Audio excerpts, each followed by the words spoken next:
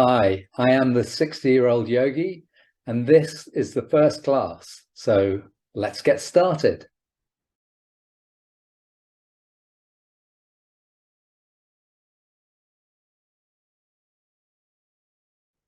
What makes yoga different from other physical exercise is that everything is done with the breath and in a mindful way. So if you're itching to get cracking, just remember, you've got to spend a couple of minutes just getting into your body, finding your breath before you start. Otherwise, the yoga really won't have the impact on you that you want. So it's as simple as this. We're just sitting in a chair. You can sit on the floor if your hips are open enough, but probably not. So sitting on a chair, just make sure the spine is nice and upright so you're not slouching back. So maybe sit a little forward from the back of the chair, and then relax the shoulders down and close the eyes. If you prefer to keep the eyes open, just have a soft downcast gaze towards the floor in front of you. And take a moment to really notice how you're feeling. We're not on a linear journey. We kind of know that, don't we, if we've reached 60, that we're not capable of doing what we could do in our 20s. But even day by day, week by week, our bodies change depending on our wellness. Even low-level infection can give us inflammation, feelings of stiffness. So you need to check in with your body every single time you practice and then work from the point you're at that moment. So notice all the sensations in your body. Bring into your mind any areas that need particular attention, any injuries or discomfort.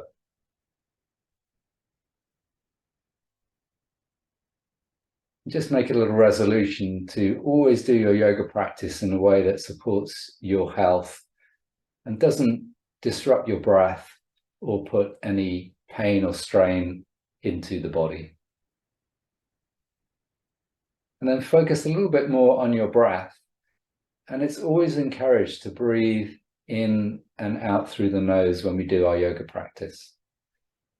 So just have a go at that. If you find that your nose is blocked because you have a cold or you have a longer term condition like rhinitis where the nose is often blocked, then of course use the mouth because you don't want any strain on the breath, but preferably and particularly on the inhale, breathing in through the nose warms and filters the air. There's many benefits for the body. Notice your breath, notice where you're breathing to, and try and breathe low, try and breathe down to the base of the lungs. So keep the tummy soft, feel the tummy moving in and out a little bit as you breathe in and out. You don't want the breath up here in the chest, you want to feel that you're moving the rib cage. It's low, it's the real low ribs and the diaphragm, and in fact the movement of the diaphragm that is creating your breath.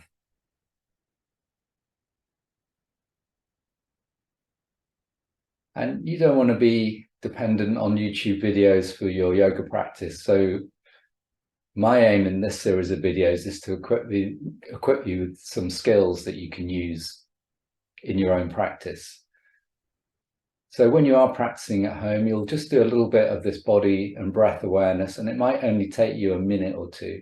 We've taken a little bit longer just to guide you through the process. So let's begin. And we're going to begin with the shoulders. So let the arms hang and just begin to lift and roll the shoulders back and notice how those shoulders are feeling, because it's pretty much the number one place that we hold tension. And if your body is tense, it's very likely that your shoulders will be tense. When your shoulders are tense, it affects your breathing. It also sends signals up to the brain to kind of put it into a slightly stressed response. So when we relax the shoulders, we not only relax the body, we improve the signaling to the brain, we reduce stress, we encourage a bit of relaxation and softness in the body. And that is so important if you want to work on becoming more supple and more at ease in your body. And then try pulling the shoulders up towards the ears. And then as you breathe out, see if you can really release the shoulders down. Feel as if they're dropping down towards the ground. And at the back, the shoulder blades are not rounded forward, but drawing back and just sinking down the back. And that will help with posture as well. Place the hands on the thighs and then breathing in. We're going to bring the arms up to what we call this cactus position. It's like you are making a little cactus shape with the arms. And what that is doing is encouraging us to draw the shoulders back and open the upper back. So we feel the spine between the shoulders sinking in between the shoulder blades. And then as we exhale, place the hands down.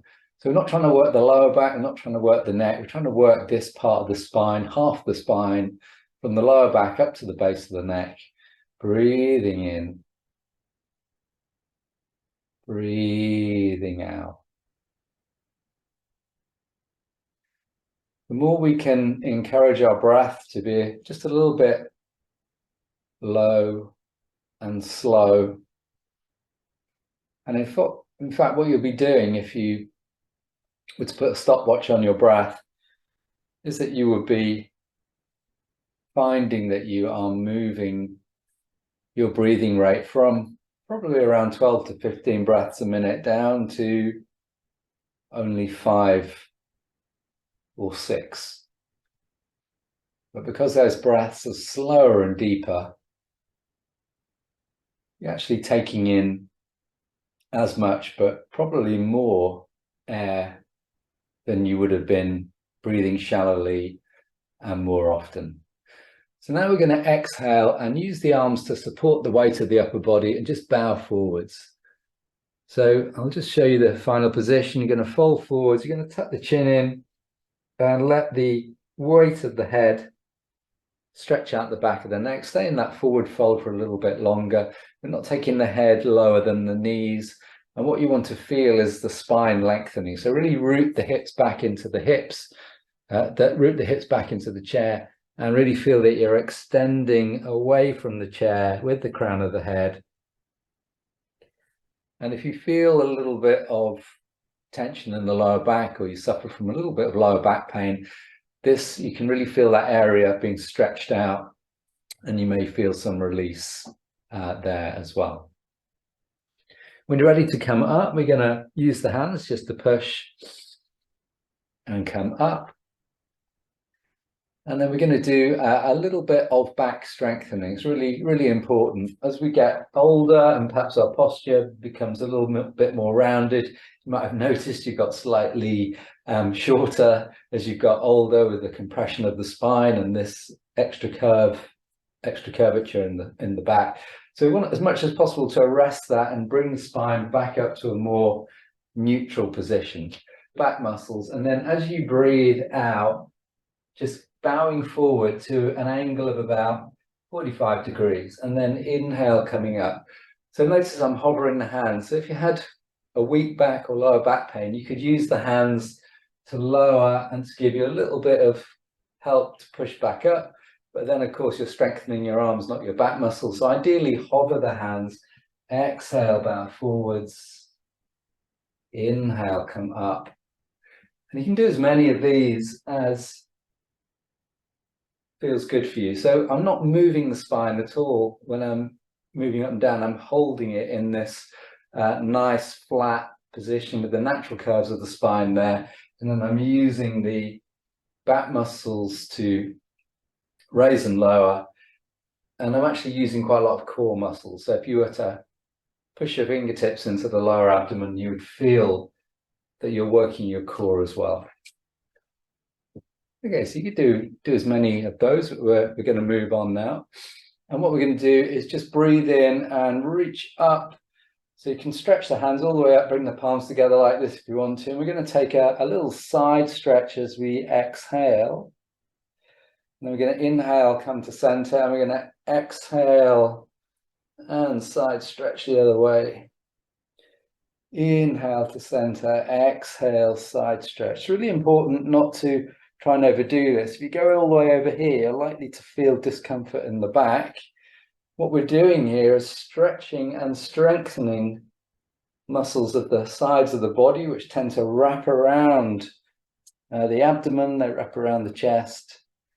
And so we're working on our core, we're working on spinal support, we're working on strength in the sides of the body. And then exhale, release that down, give the shoulders a little shrug. Every time you take the arms in the air, a little bit of tension will come back into the shoulders. So we're going to go into a twist now. We're going to use the feet on the floor and the hips on the chair to just immobilize everything from the hips down so that all the twist we do is in the spine. So breathing in, we're going to reach up, and you can reach up just, if you can only come to here, that's fine. Come to there, no problem. Reaching up or straight arms. And then as you exhale, you're going to rotate. It doesn't really matter which side you go. I like to rotate clockwise to the right. Drop the hands down and turn the shoulders and turn the head. We're going to take 3 breaths here. So as I breathe in, I'm thinking about the length coming up through the spine, through the axis of the body. And as I exhale, I'm just softening the body a bit now to encourage a little bit more twist. Just notice how far your shoulders have turned. Notice how far further your head has turned, because some of you may have a lot of twist in the spine and not much in the neck, or could be the other way around. And then breathing in, leave the shoulders where they are and turn the head the opposite way. So these contrary twists, where we're twisting in 2 directions at the same time. It's a bit like going to a chiropractor, but less expensive. So it's very, very freeing for the spine. And then breathing in, come back to center, give the shoulders a shrug. Going to do the other side now. So breathe in, reach up. This is to lengthen the spine, lift us out of the chair, get maximum length, and then exhale and twist to the other side. Enjoy the twist. Inhale, lengthening through the axis.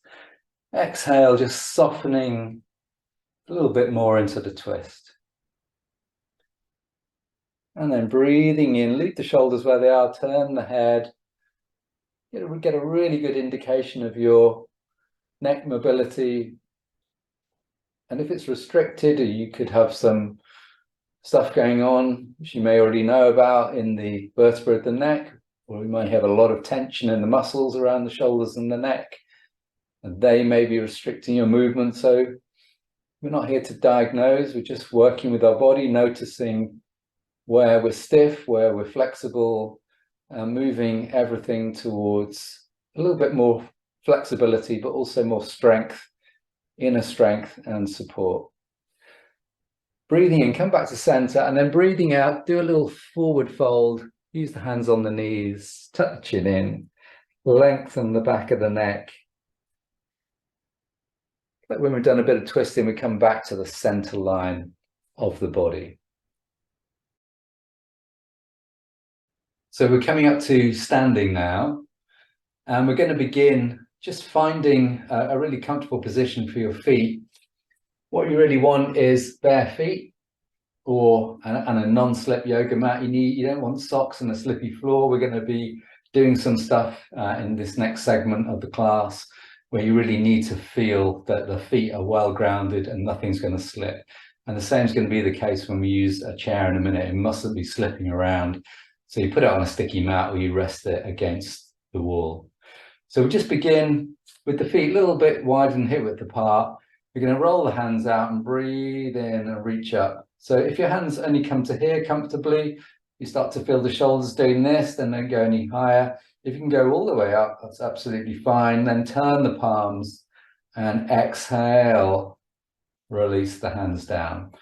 So this is a really simple arm movement. It's going to help with our shoulder flexibility, but it's about coordinating the movements of the arm with the breath. So breathing in, arms floating up. Breathing out, arms floating down. At the same time, we want to do something with the feet. So as the arms go up, you're going to lift the toes, and as the arms come down, you're going to relax the toes down. And then next time the arms go up, you're going to let the heels come up. And as the arms come down, you're going to let the heels come down. So just continue with that. Inhale, lifting the toes. Feel as if you're spreading the toes. And what you'll feel in your feet is your arches, the arches of the feet, really working and lifting and strengthening. We've got a whole session on the feet, focusing on the feet. But we pretty much do this one every time because it's so important when you hit your 60s or beyond to keep the feet strong, supple. Otherwise, you're going to run into a multitude of problems.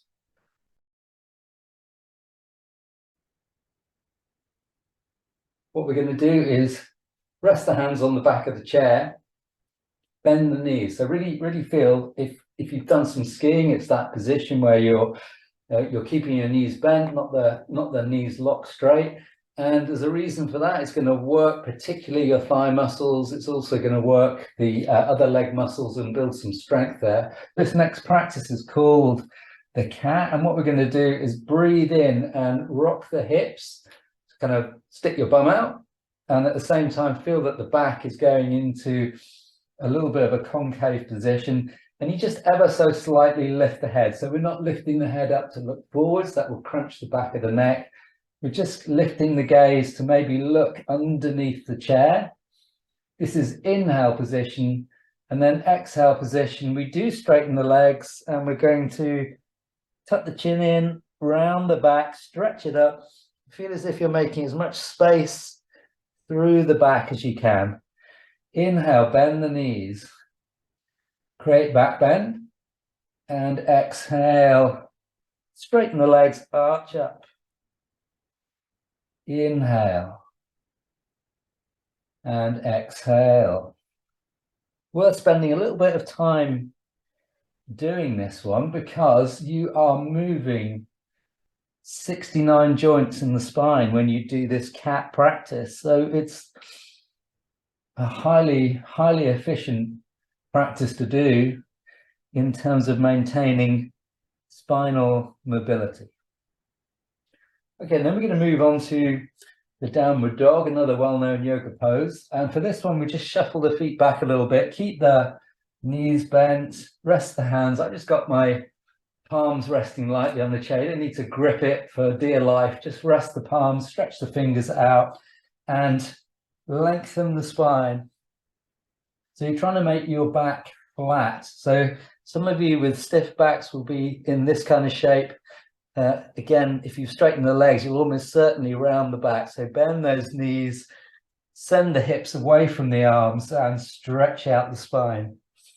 A little bit of added work. Feel like you're drawing in your lower abdominal muscles so you can work the core here. And that is also really good. If any of you have forgotten to breathe, just remember to keep the breath flowing smoothly in and out through the nose throughout every practice that you do. So when you're ready to come up, just bend the knees a little bit more, lift the head, walk the feet in, come back up. We're getting towards the end of this practice now, and we're going to use the chair.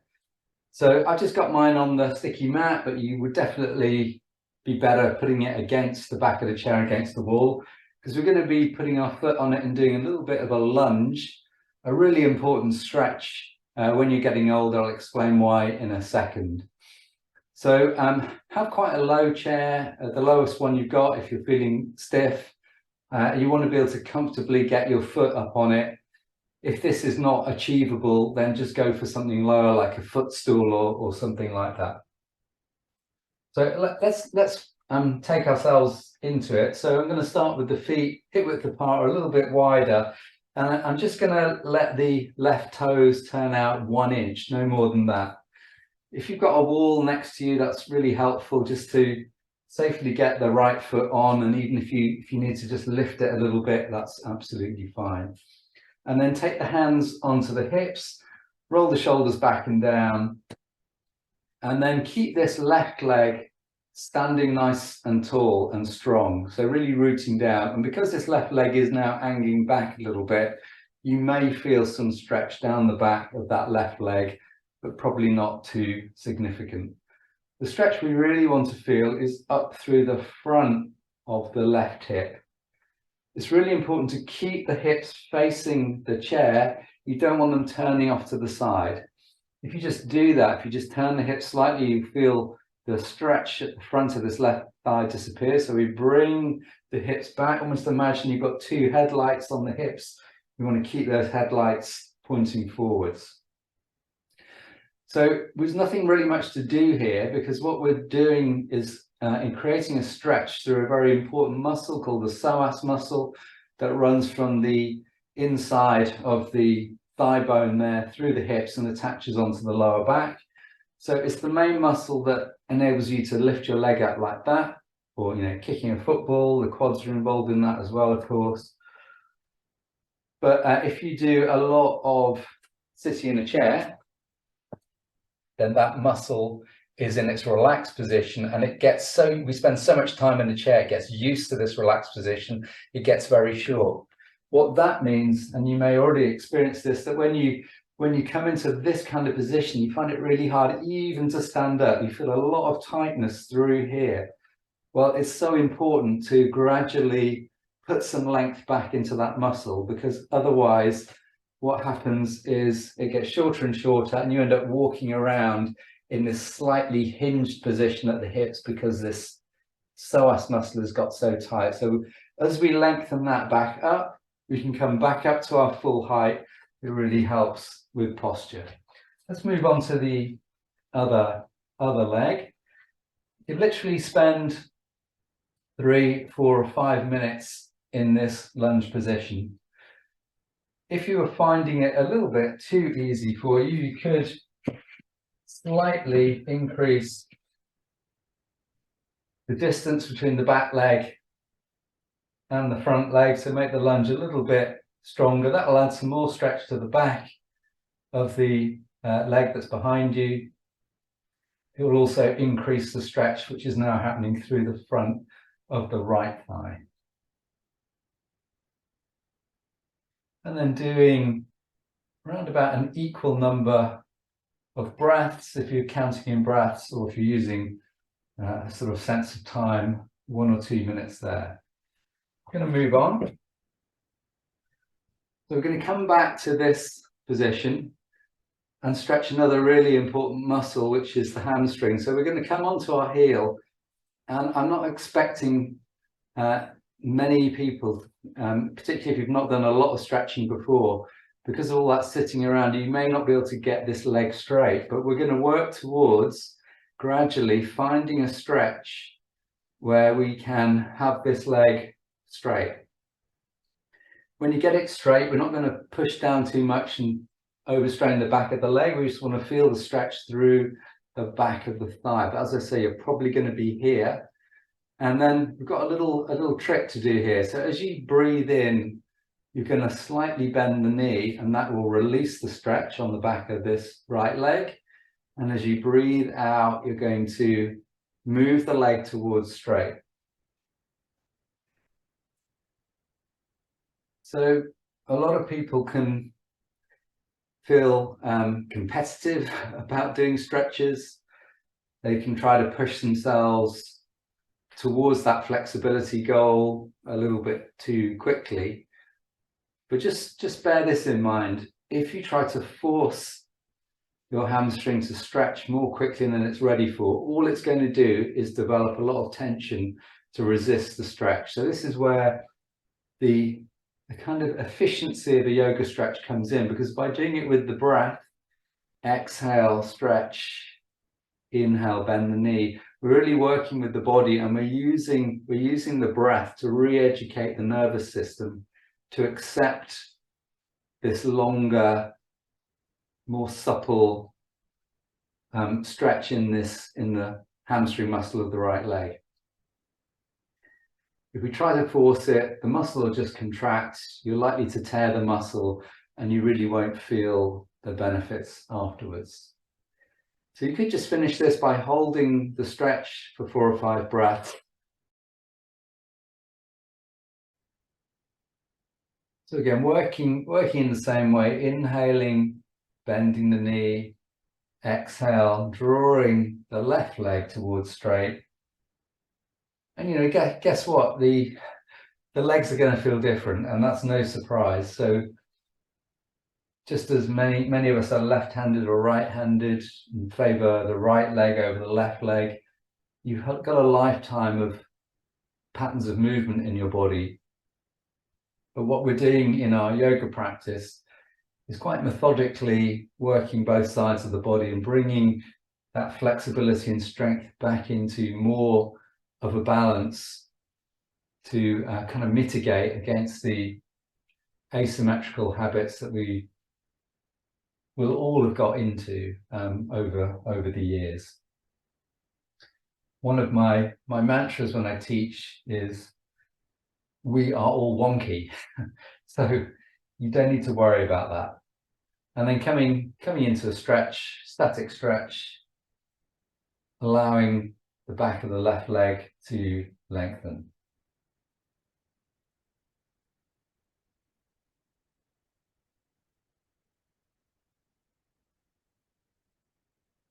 And then releasing from that.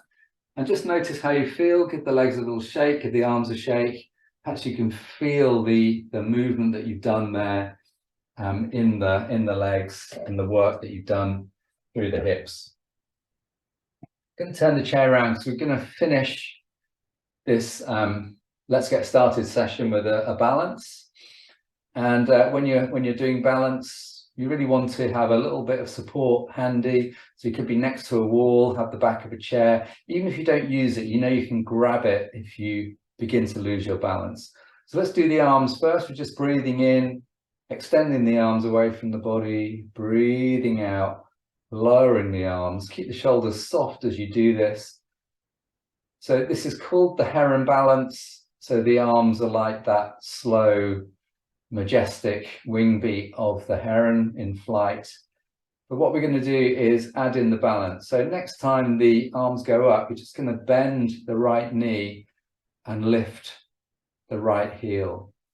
And next time the arms go up, you're going to bend the left knee and let the left heel come up. So simply by doing that, you will be working on your balance. You've got the wall, you've got the chair. So if that's feeling good, you can begin to extend that and lift the leg completely off the ground, inhaling and exhaling. And this may look like a rather graceful, minimalist type balance. But if you could wire up all your core muscles and your spinal muscles, you would find that a great many of them are being fired into action to maintain your posture and your balance as you do this.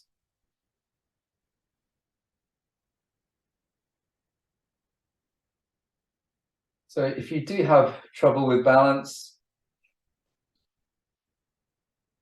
remember, you know, the best thing to do to develop that is little and often. So maybe when you're waiting for the kettle to boil or something like that, you'll just do a few of these, and you've got the kitchen worktop right there in front of you.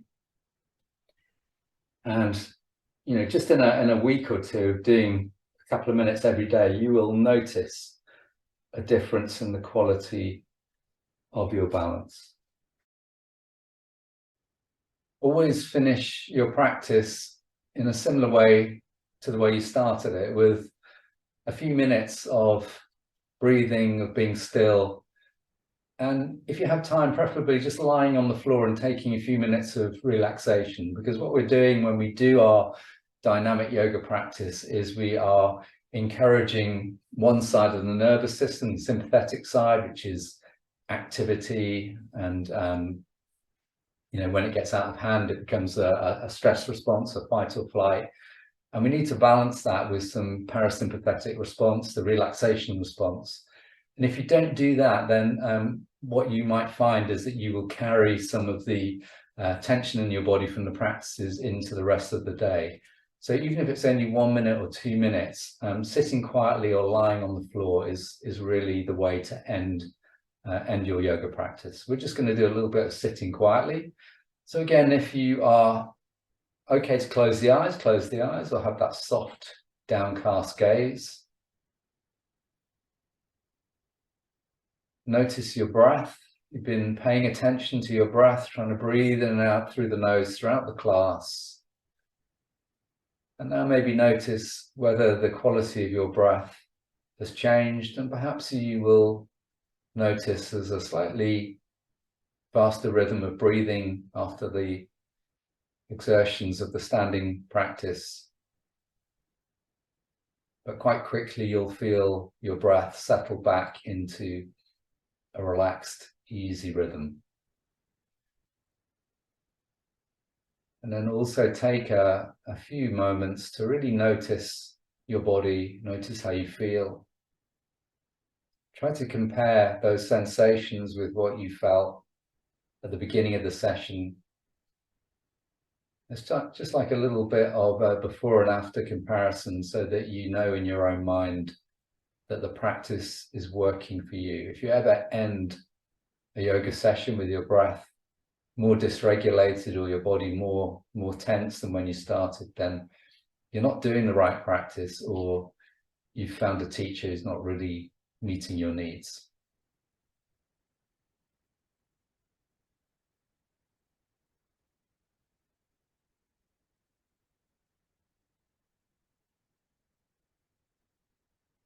So if you want to relax for longer, feel free just to pause or stop the video. We're going to end here. So this has been a longer video than we would normally do. It set a few foundations for how to practice. And in the subsequent videos that I'll be sharing of the 60-year-old yogi, we'll be doing a lot more straight into it, short sessions, ones that you can use these principles and apply them to your practice. Thanks very much.